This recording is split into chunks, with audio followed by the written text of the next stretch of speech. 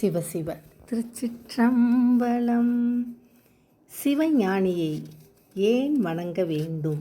இக்கேள்விக்குரிய விடையினை தவத்திரு மறைஞான சம்பந்தர் சிவதர்மோத்தரம் என்னும் நூலில் 198, 199 மற்றும் 200வது பாடல்களில் அருளியுள்ளார்கள்.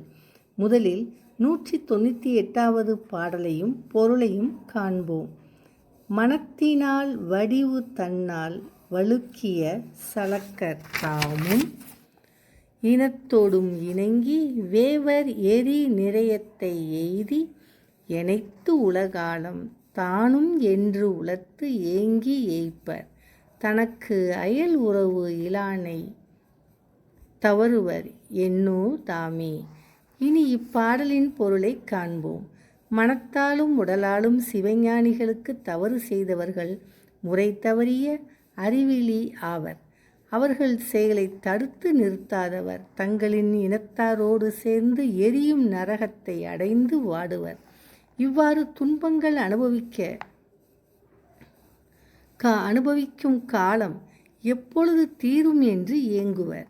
தங்களுக்கு உறவோ பகையோ இல்லாத சிவஞானிகளை நிந்தனை செய்தல் கூடாது. இப்பாடலில் வரும் வடிவு என்றால் உடம்பு, வழுக்கிய என்றால் முறை தவறிய, சலக்கர் என்றால் மூடர், வேவர் என்றால் வாடுவர், எனைத்து உலகாலம் என்றால் எவ்வளவு காலம் உள்ளது, ஏய்ப்பர் என்றால் இலைப்படைவர் என்று பொருள். அடுத்ததாக 199ஆம் பாடலை காண்போம். மற்றைய நரகபேதம் அனைத்திலும் மயங்கி மூயேல் சுற்றமும் சுழலத் தாமும் கூடியே துயங்கி வீழ்வர் ஏற்றுவர் யமதூதர் எமக்கு உறவு ஆறும் இல்லை உற்ற இத்துயரம் தன்னை ஒழிக்க என்று அழிவர் உள்ளம். இப்பாடலின் பொருளை காண்போம். சிவஞானிகளை பழித்த தீயவர்கள் பல வகை நரகங்களில் தங்களின் 21 தலைமுறைகளைச் சேர்ந்தவர்களோடு கிடந்து வாடுவர். துன்பம் தாங்க முடியாமல் அவர்கள் நரகத்திலிருந்து மேலே ஏறும்போது யமனுடைய பணியாட்கள் அவர்களை அடித்து மீண்டும் நரக பள்ளங்களில் தள்ளுவர். அதனால் தங்களை அந்த துயரத்தில் இருந்து கரையேற்றுவர் யாரும் இல்லையே என்று வாடுவர். இப்பாடலில் வரும் நரகபேதம் என்றால் பல வகை நரகங்கள் என்று பொருள். மூ என்றால் 3, ஏல் என்றால் 7, மூவேல் என்றால் 21, துயங்கி என்றால் சோர்ந்து, எற்றுவர் என்றால் உதைப்பர், அழிவர் உள்ளம் என்றால் மனம் தளருவர் என்று பொருள். அடுத்ததாக 200ஆம் பாடலை காண்போம்.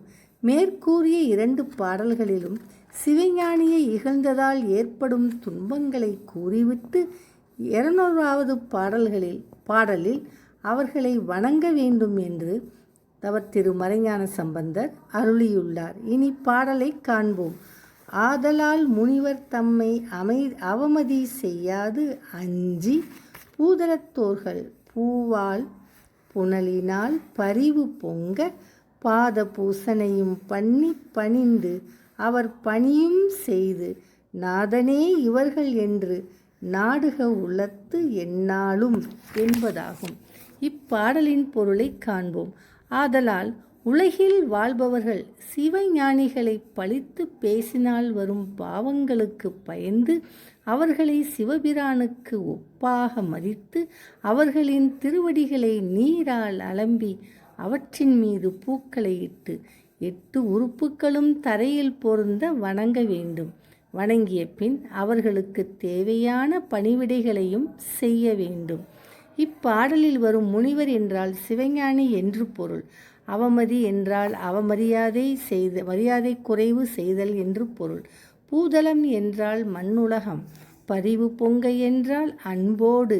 பாத பூசனை என்றால் திருவடி வழிபாடு. நாதன் என்றால் இறைவன். நாடுக என்றால் விருப்பம். எந்நாளும் என்றால் எப்போதும் என்று பொருள். இப்பாடல்களின் மூலம் சிவஞானியை நாம் வணங்க வேண்டும் என்று நமக்கு மறைஞான சம்பந்தர் அருளியுள்ளார்கள். திருச்சிற்றம்பலம்.